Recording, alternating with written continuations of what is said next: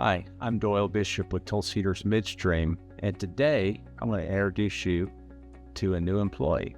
Her name is Leah Knight, and she is a service coordinator for us. But before we start asking Leah some questions, I want to give a plug, if I can, for our service group. And I want to say this to end users, really. As you think about buying a heater and you think about your CapEx budget, you need to be thinking about service down the road, because you're putting in this giant plant that has big revenue coming in daily. Let's say it's $500,000 a day in revenue, which is not a crazy number, it's a real number. And you're buying a piece of equipment that's fired equipment. It's got a sophisticated control system on it. It's got a burner. Things can happen, especially with controls, where you're down. Heater's down. Or maybe you have a heater that has a problem with the coil or with the burner, and it's down. So you're normally making a CapEx decision on, hey, let's get everyone apples and apples and let's buy the cheapest. That's kind of the way it goes. And I think it's really the wrong way. I'm not expecting someone or believing that someone's going to pay 30% more for a piece of equipment because they like it. But think about maybe paying just a little extra to get a company that has a great service department. Because if you buy a piece of equipment from a company that has, let's say, no service department, that they outsource service, or they have a weak service department that you can't get them on site for days on end, and you're down every day, $500,000, you're losing revenue. So you think about that, hey, we saved $20,000 because we bought a slightly cheaper heater. That's bad economics. So I say that really as a lead-in to say what I believe, and actually I know, is that THM has the absolute best service department in the midstream business for fire heaters. So that's my plug. But anyway, so Leah Knight, brand new employee.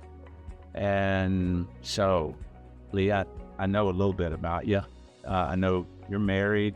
Tell us what you got. Anything else? You got kids? I have one son. His name's Talon. He's the joy of my life. Yeah. How old is Talon? He's about to be 3. Okay. Yeah. See a handful? Yes. Yeah. He jumps off of everything. Right. Well, fun times. Don't rush those times. Those are good times. I'm telling you, they're really good times. So don't rush those. So I love that you have a family and you're working here. And so what do you do? What's your job for THM? So I'm the field service coordinator. Okay. Anytime there's any issues with a heater, or not even issues, it's just tuning annual services, then I'm coordinating with my guys. I'm coordinating with the sites that need assistance and putting everybody on a schedule and making sure everything goes smoothly. Okay. So let's break that down a little bit. So you mentioned some things. You mentioned tuning. So that means we're going to come in and we're going to adjust a heater and make sure that it's operating optimally. We also do startup commissioning.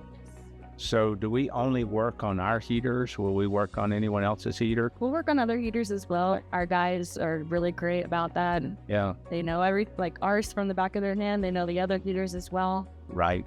I know there's times, because I've been listening, and I know there's times that our customers had difficulty getting service folks for another manufacturer's heater, and we've gotten a call. We've got our guys out there, and we came in and resolved the issues. I think that's happened more than one occasion.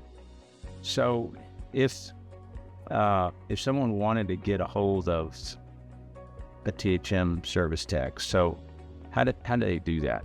There's a couple of different ways. So on our website, we have our contact number, and that we have somebody that's going to be on site to answer that call, whether it's the weekend or not. We also have... Where can they find that number? On our website. Yeah. So it's like a 24-hour, 7 days a week. They can call at 4 a.m. on Sunday. Mm-hmm. That's okay? Yeah. Okay.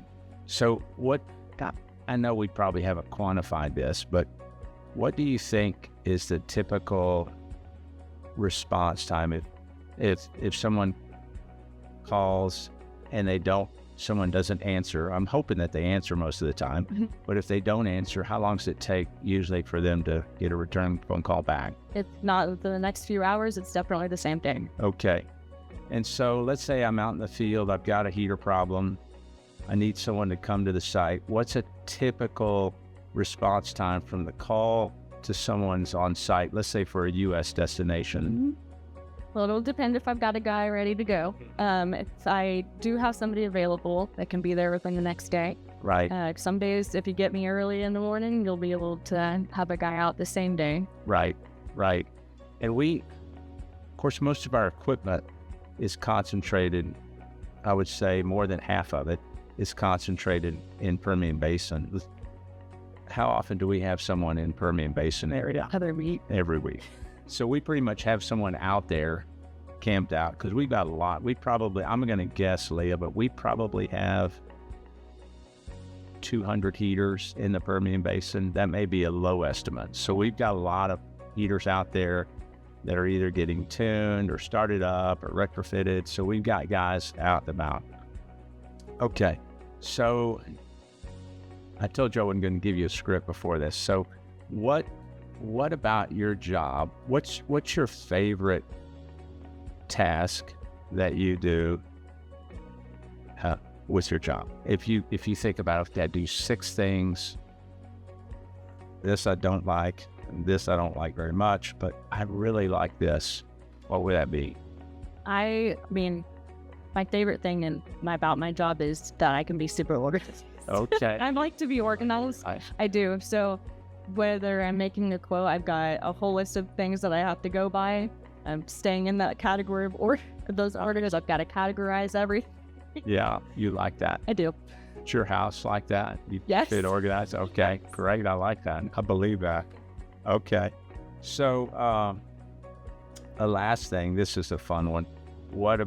Do you have a task that you really don't like doing? You can be honest. I wouldn't say I don't like doing it, but if I don't have somebody available, that's what I don't like. Right. That's painful. Yes. Very painful. Yeah. So having that conversation is never easy to say I don't have somebody immediately available, but things always move around where they always end up working out. I could either have somebody on site like I needed them to be, if not, as soon as possible, usually the very next week.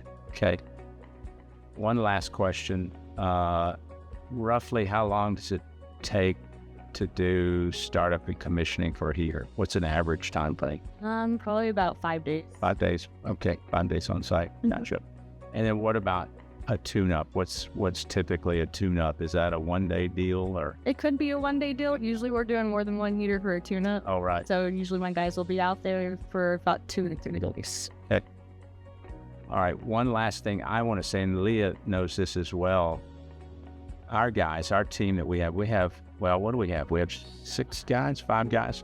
5 guys. They will go anywhere. Mm-hmm. I mean, anywhere. We just had a guy come back from Nigeria. We've had a guy in Pakistan, Iraq.